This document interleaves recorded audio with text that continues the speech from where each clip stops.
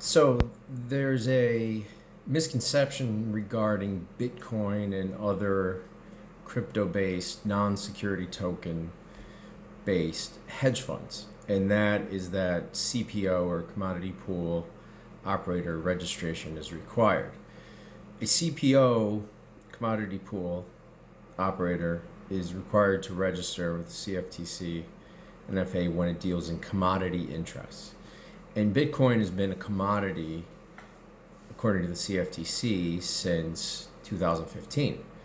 And it follows that other commodities, such as Litecoin, for instance, other currency type commodities, are also commodities, but are they commodity interests? And the answer is no. So commodity interests include futures, such as Bitcoin futures, options on commodities, options on futures, swaps, and leveraged retail commodity transactions. So the introduction of leverage or the use of leverage in connection with commodity trading.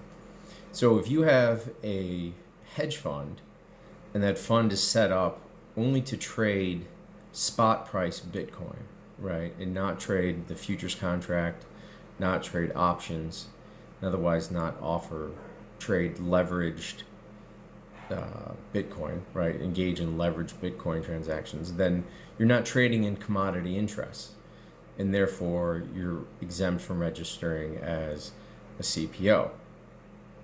So, the concept, right, obviously, of commodity pool operator registration is a degree of consumer protection, much like Investment Company Act registration is in the securities world.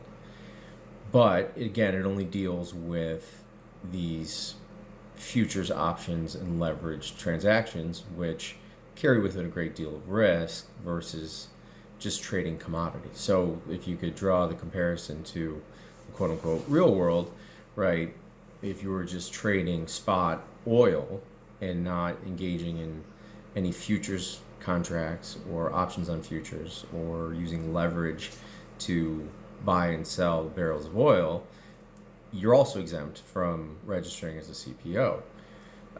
So it's a very important delineation, right? And a lot of people that come to me and come to colleagues of mine, have that problem and they want to market their fund and do all these things, but they don't know if they have to first register. And the answer is depends on what you're trading. But to trade Bitcoin alone, to be like, let's say, a swing trader or arb trader of Bitcoin and not engage in any of the exotics, is not by itself enough to mandate CPO registration.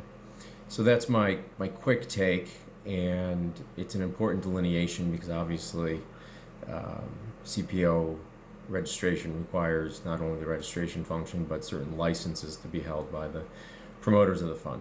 But if you have questions, definitely hit me up, Adam at AdamTracy, TRACY.io. I'm happy to answer any questions you have, and I'll talk to you later.